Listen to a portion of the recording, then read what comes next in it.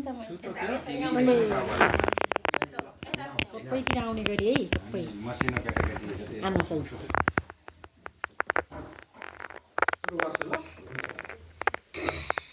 अब एकछिन बन्द गरौँ। उपस्थित भाउजू छोरीजीले सबैलाई मेरो साइनोसर एकमुसन नमस्कार गरे।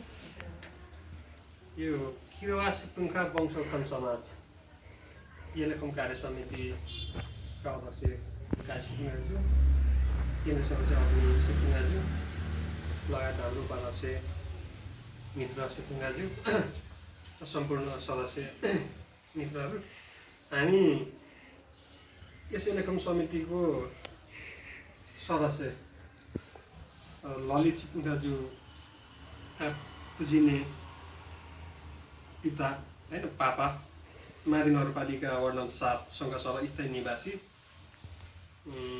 अस्ति कहिले अरे हाम्रो वैशाख 29 गते उपचारको क्रममा चाहिँ असामयिक र दुःखद निधन भएको थियो।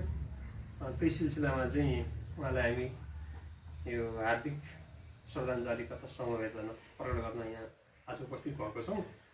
र यो संवेदना पत्रमा लेखेको कुरा म यहाँ पढेर सुनाउँछु र त्यसपछि यो संवेदना पत्र चाहिँ हाम्रो आदरणीय अध्यक्ष दाजुले हाम्रो ललित भाइले चाहिँ हस्तान्तरण गर्नुहुनेछ।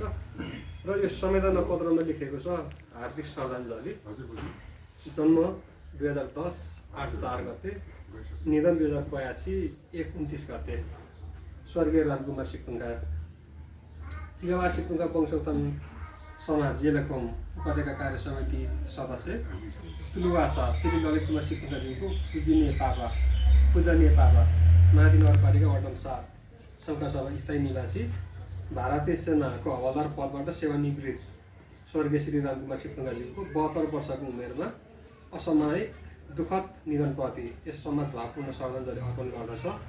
साथै दिवंगत आत्माको सुपुङमा बास होस् भन्ने कामना गर्दै यस दुःखद घडीमा शोक सन्तप्त परिवारजनप्रति गहिरो संवेदना व्यक्त गर्दछौँ।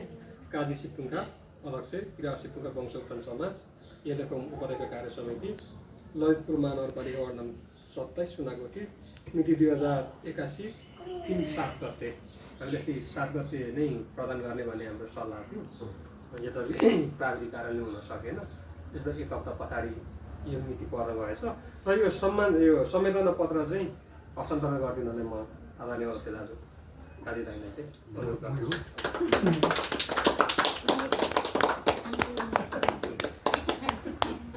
भिडियो खिच्छ कान्छ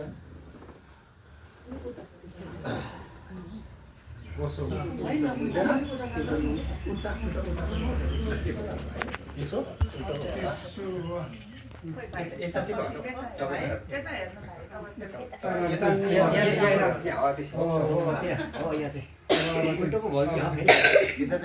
यता पनि फर्किन्छौँ, भिडियोमा चाहिँ उल्टो भएछ, यता पनि गरौँ न त।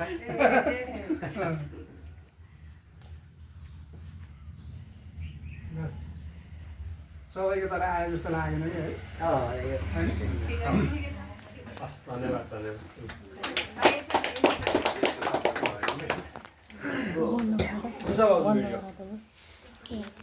भयो।